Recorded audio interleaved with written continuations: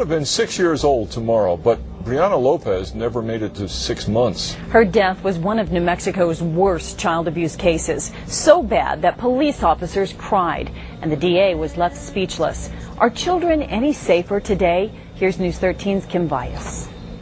Baby Brianna's story prompted big change in New Mexico law, but some say it's still not enough. We need to caution viewers, seeing her story for yourself is hard, and it is very graphic. We have never shown images like this before, but investigators shared them with us in the hopes that people will realize just how bad the problem of child abuse is, and that it is everyone's responsibility to step in and stop it. This is baby Brianna. They raped her. They beat her. Massive bruising on the head, and then her little fingers were lacerated, toes. She had bite marks on her face, cheek, head, arms, legs, chest, torso, everywhere. Literally bruised from head to toe. From the top of her head, all throughout her body, all the way down to her big toe on her right foot. On July 19th, 2002, baby Brianna died. The day you went into the hospital and you saw her, what went through your mind? I got a lot to do. Detective Lindell Wright was the first officer on the scene. What about when you did have time to sit down and look back? Cried my eyes out. It'll stay with me for the rest of my life. Investigators say Brianna's mother, Stephanie Lopez, father, Stephen Lopez, and her uncle, Andy Walters, were responsible. The night before, Stephen and Andy threw Brianna to the ceiling, then let her slam to the ground. And they had raped her, time and time again. Mom had bitten her child. The source of the other bruises remains a mystery. Bite marks throughout her body that were old and new. She had skull fractures that were old and new.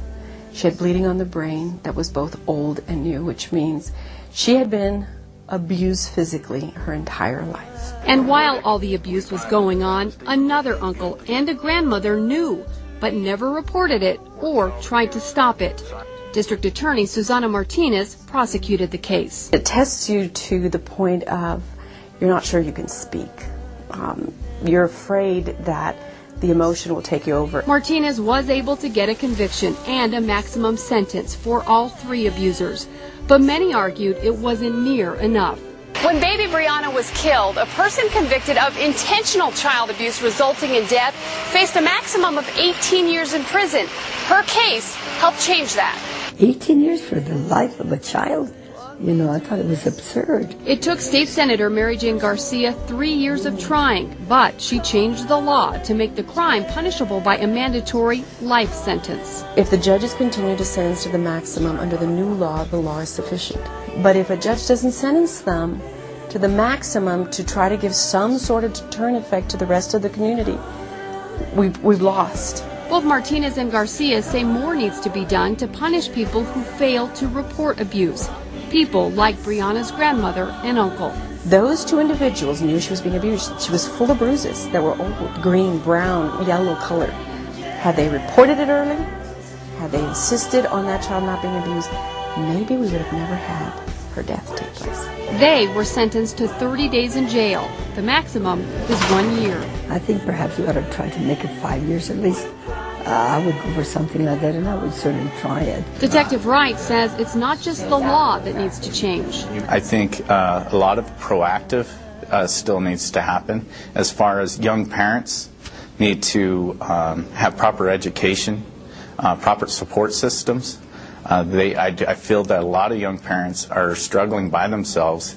They don't have anywhere to turn, and it is the chemistry of child abuse. Brianna's story still brings much pain to people in Doña Ana County who came together after her death, paid for her casket and burial, and claimed her body when no one else would. The community felt that baby Brianna could have been their child, their granddaughter, their daughter, their niece. Baby Brianna is now locked up in this cage. It's a mess, unkept, full of trash. It was put here by her family to keep the community who loved her so much out. They were asked, and they said they just wanted to be left alone, and they wanted people to leave Brianna alone. Inside, a cherub with a finger to her mouth, Some believe it's a message. My first thought was, let's not talk about what's occurred here. But the community vows to not let that happen. They still leave flowers here and have built another marker. The people of this community will never forget Brianna. Neither will the detectives, social workers, and prosecutors who worked on her case. Detective Wright says they never found pictures of Brianna in her home, not a single one of her playing, laughing, or smiling. He wanted to know what she looked like alive. Before they started the autopsy, and her little face was lying on a white sheet, and I thought, she looks asleep. So I just took the picture. A picture that has transformed into this. The bruises have been erased, the bite marks taken away, and the scars have disappeared.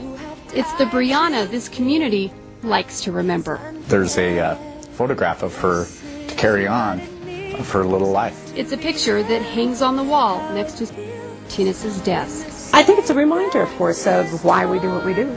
If you forget, you'll either become too calloused, or you will become, jello, and you can't do this job well unless you're in the middle. And that's just a good reminder of why we do it. Brianna is never far from Detective Wright either. It drives me to work harder, to prevent, to be a voice for every child of abuse. That's what it does.